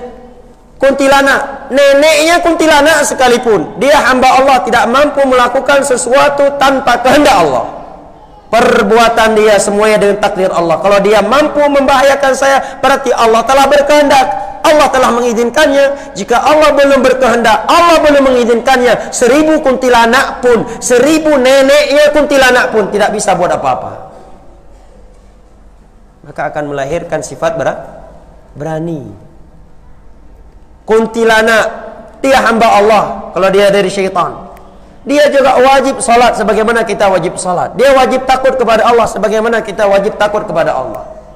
Dia tidak boleh melanggar agama Allah sebagaimana kita tidak boleh melanggar agama Allah. Kita dan dia masuk dalam firman Allah, wa ma tasyauna illa ayyasha Allah rabbul alamin.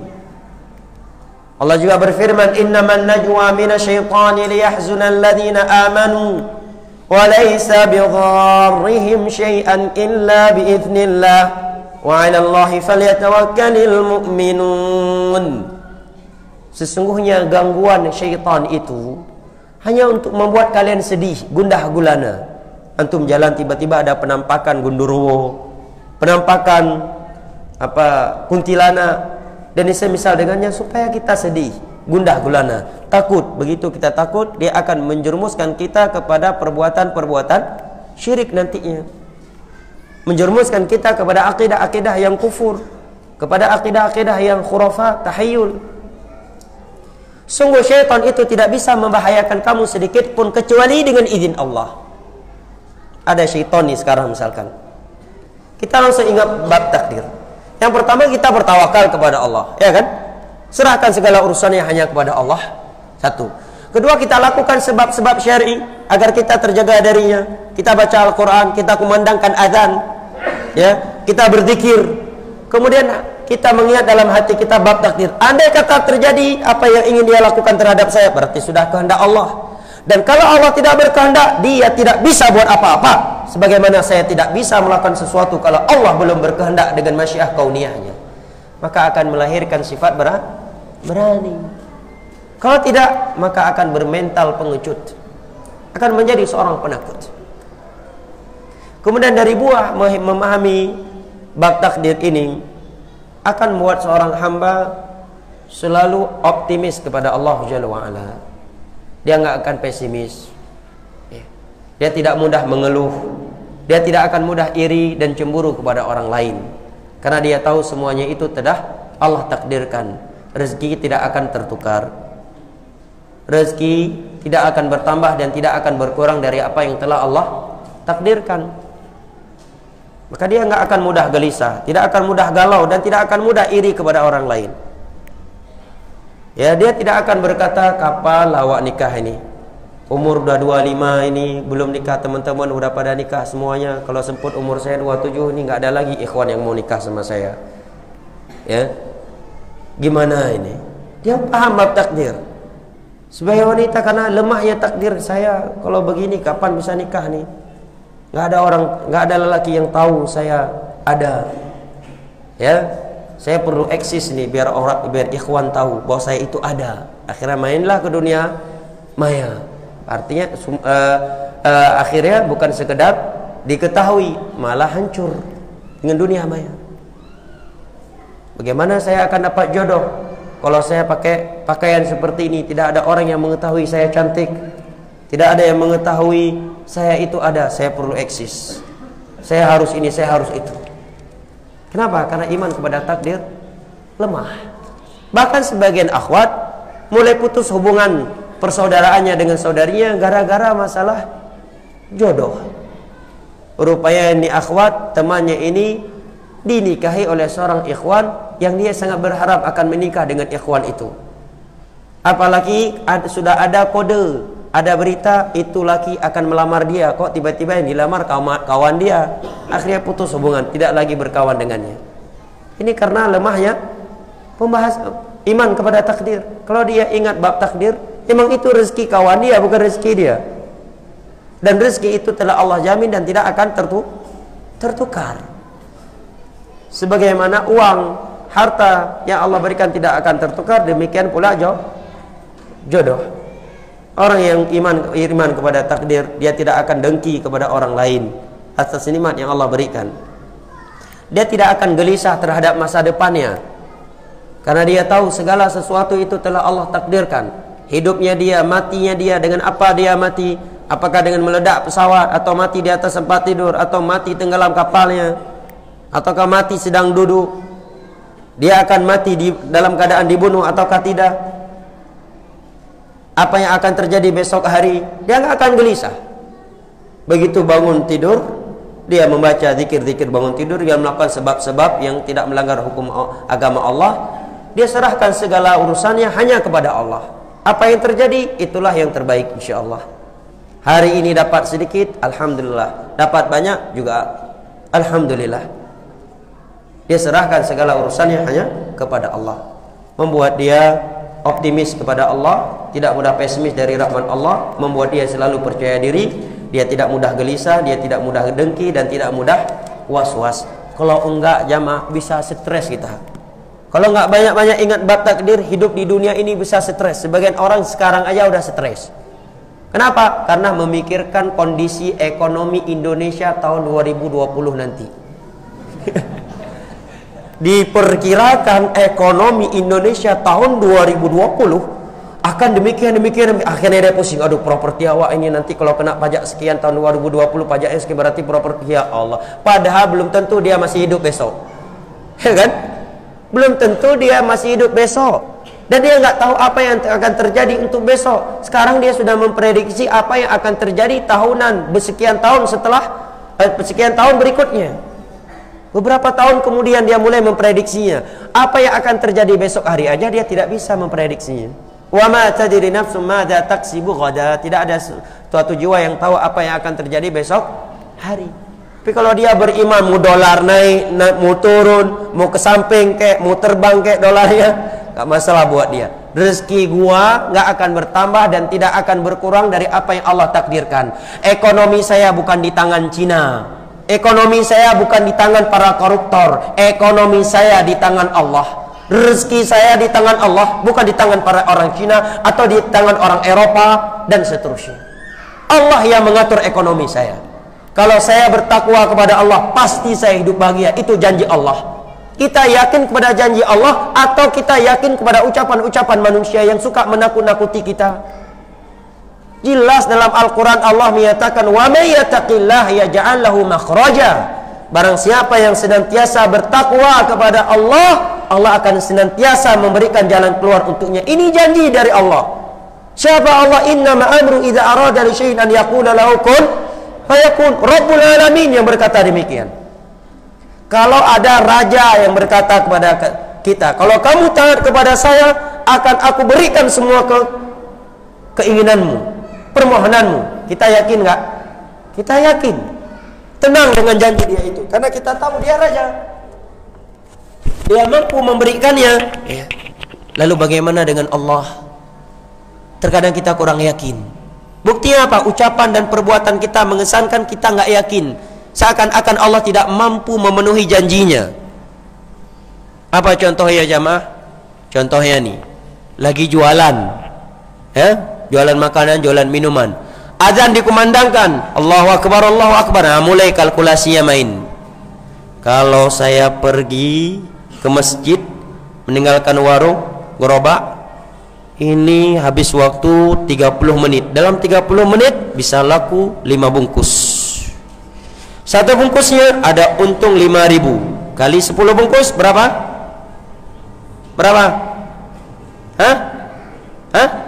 50.000. Omset untung 50.000 hilang karena pergi sholat zuhur.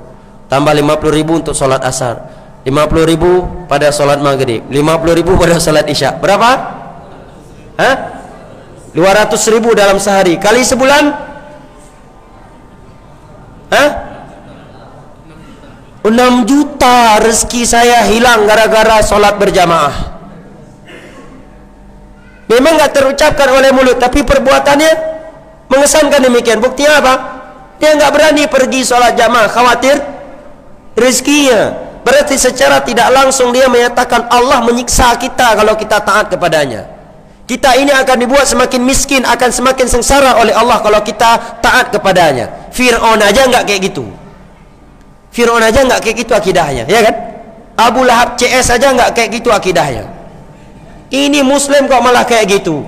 Memang enggak terucap, tapi perbuatan dan ucapannya, perbuatan dan tingkah lakunya kesannya demikian. Mungkinkah gara-gara kamu taat, wahai ukhti, taat kepada Allah, kamu enggak diberikan jodoh oleh Allah? Itu tipu daya syaitan. Kalau saya tutup terus seperti ini, kapan orang tahu saya ada? Saya cantik, enggak ada yang tahu dong. Berarti saya enggak akan dapat jodoh nanti. Kayak perlu sesekali saya buka nih. Ini tipu daya syaitan. Asyaitan ya'idukumul faqra wa ya'murukum bil fahsya. Wallahu ya'idukum maghfiratan minhu wa fadla. Syaitan itu suka menakut-nakuti kalian untuk fakir, untuk miskin. Setelah itu baru kalian diseru oleh dia untuk jatuh ke dalam maksiat, sedangkan Allah menjanjikan keutamaan dan maghfirah darinya. Kalau saya meninggalkan pekerjaan riba, saya makan apa nanti? Bisa mati kelaparan saya.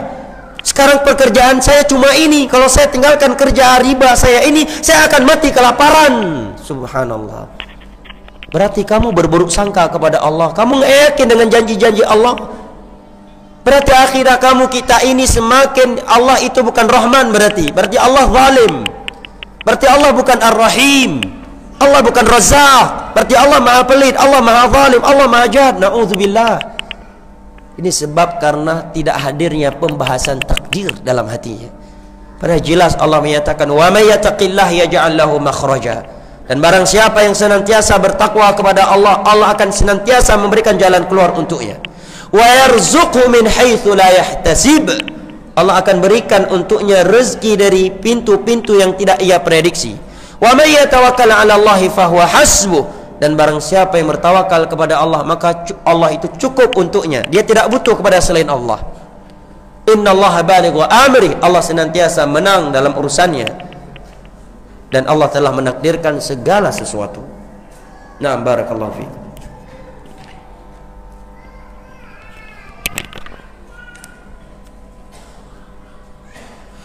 Mohon dijelaskan maksud doa dapat mengubah takdir. Takdir manakah yang berubah jika semua sudah tertulis di Lauhul Mahfuz? Perlu diketahui, memang ada hadis yang berbunyi la yaruddul qadar illa du'a. Bahwa doa itu dapat merubah takdir.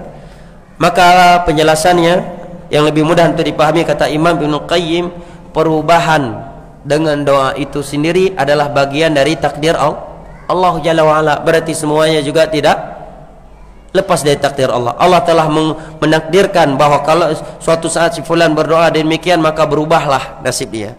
Berubahnya itu dengan takdir Allah Jalla wa'ala. Allah telah menetapkan akan terjadi, ya, akan menciptakan hal tersebut di saat ini, di saat itu dia berdoa. Doanya itu dengan takdir Allah, yang Allah berikan untuknya pun dengan takdir Allah Jalla wa'ala. Yang kedua, bahwa apa yang ada di Lauhul Mahfuz itu tidak akan pernah berubah. Yang berubah itu yang ada di tangan-tangan malaikat, bukan yang di Lauhul Mahfuz. Yamhullahu ma yasha wa yuthbit. Allah menghapus dan Allah menetapkan. Wa indahu ummul kitab. Dan di sisinya ada kitab induk, yaitu Lauhul Mahfuz. Apa yang ada Lauhul Mahfuz itu tidak akan berubah.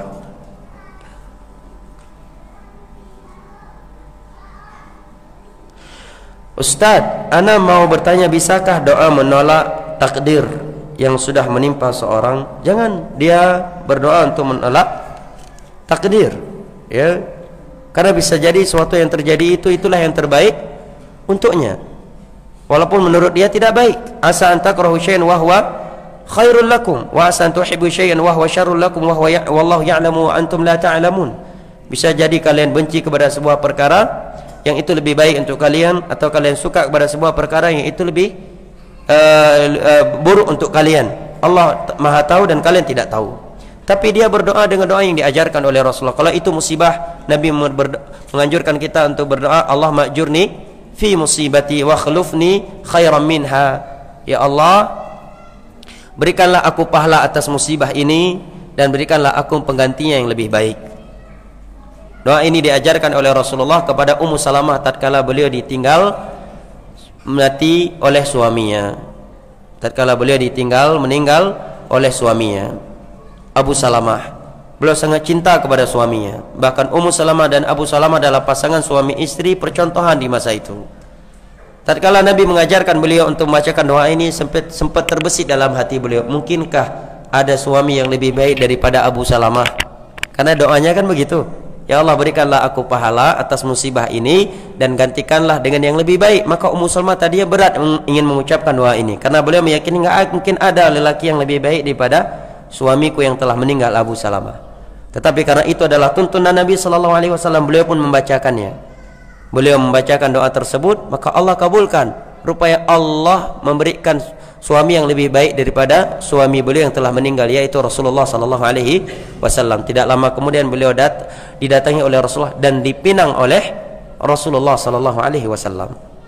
Nah, baik, barakallahu fiik.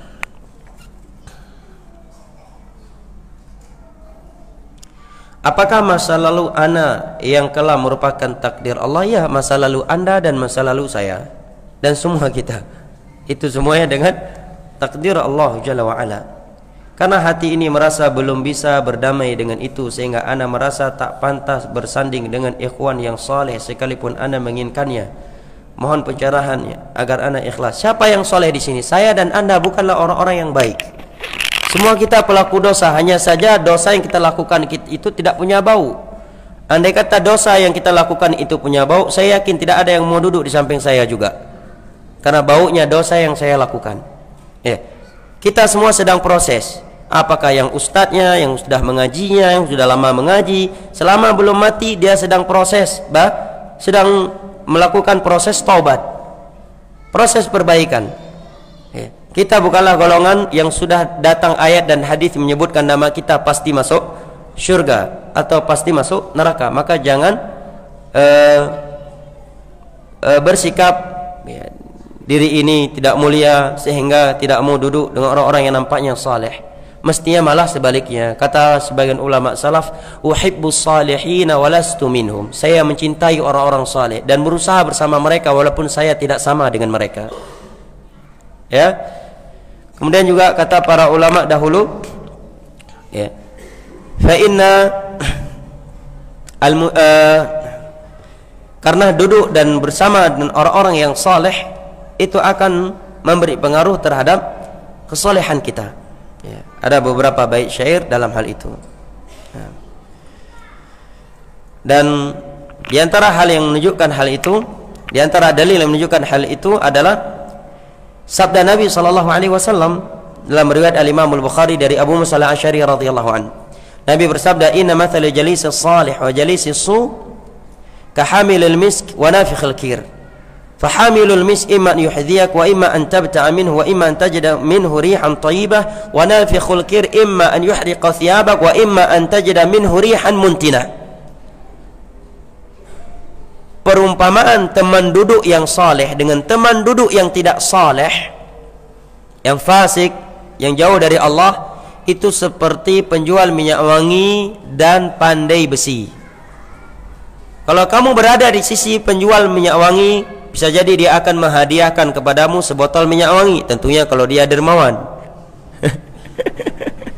Kalau dia pelit, ya lain lagi urusannya, ya kan? Paling tidak kamu bisa membelinya. Andai kata kamu tidak bisa membelinya, kamu bisa mencium aroma yang enak. Tapi kalau sudah nggak diberikan hadiah, dibeli juga nggak bisa, bau minyak wangi juga nggak ada, itu bukan penjual minyak wangi namanya. Ya, itu tukang kebun, masa nggak wangi? Pasti kita bisa mencium minyak wangi.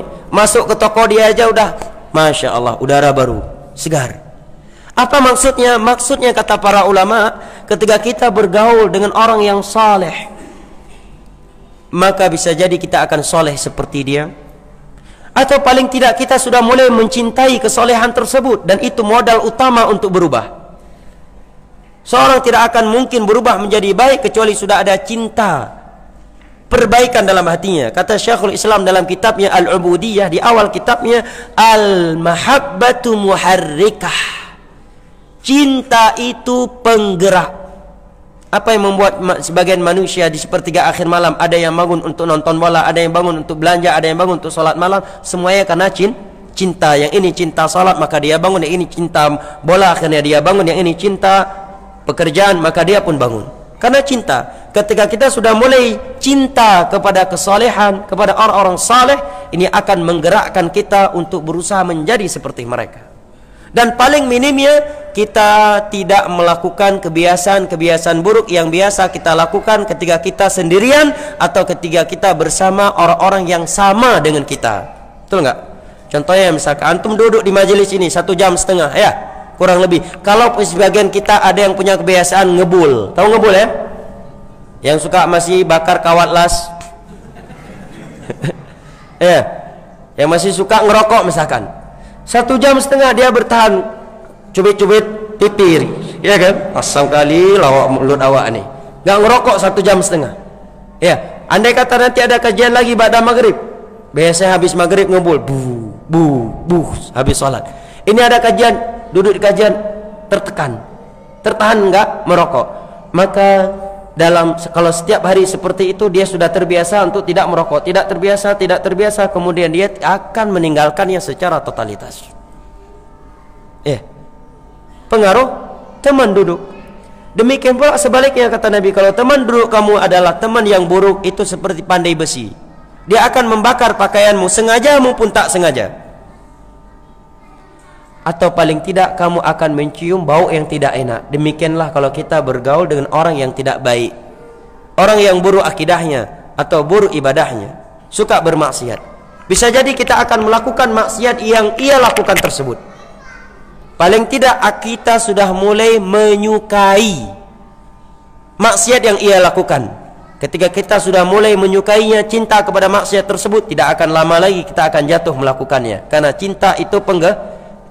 Paling tidak kita duduk semeja dengan dia yang dia bermaksiat di atas meja tersebut dan kita tidak mengingkarinya, maka dosanya pun sama.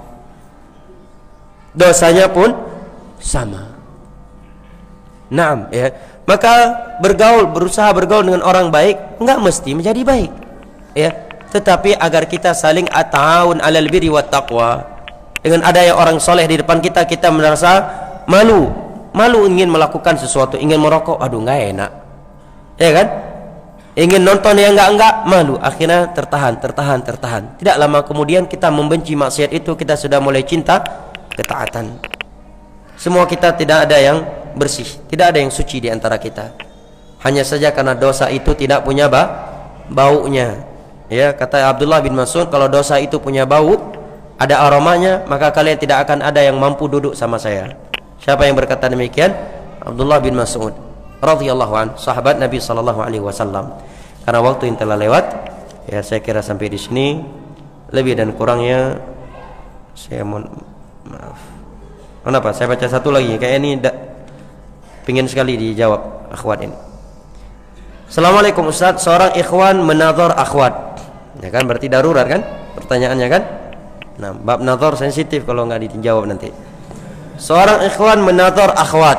Alhamdulillah ikhwan itu cocok dengan akhwat tersebut. Terjadilah khitbah, lamaran.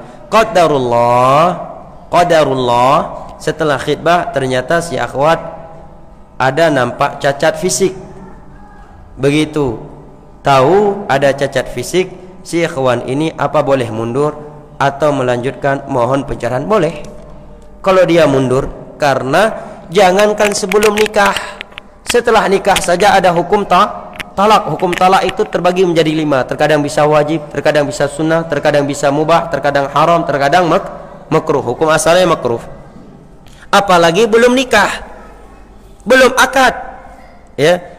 Maka memutuskan hubungan sebelum terjalin, apabila memang harus, itu lebih baik daripada memutuskannya setelah terjalin. Itu lebih merugikan yang lain, itu lebih memudaratkan pihak yang lain. Maka sebelum menikah lihat, ini kekurangan bisa nggak kamu terima, ya, bisa nggak membuat kamu sengsara dalam rumah tangga. Kalau kira-kira dengan kekurangan ini membuat rumah tangga kita tidak mawaddah, rahmah dan sakinah, yang itu adalah tujuan utama kita menikah, berarti mundur. Daripada kita paksa malah nanti cekcok, ujung-ujungnya juga cerai, malah mudaratnya lebih besar. Karena tujuan utama kita menikah untuk mendapatkan apa? Mawaddah, rahmah dan sakinah. Apabila mawaddah, rahmah, sakinah tidak akan ada, rumah tangga tidak akan membahagiakan kita, hanya membuat kita semakin sengsara. Nah, tidak mengapa dia maju atau dia mundur. Nah, wallahu a'lam bishawab. Dan nasihat saya juga bagi ikhwan ya yang nazar, ya sesekali nazar diri sendiri juga, biar tahu diri sendiri itu, ya. Sesekali ke cermin juga, ya.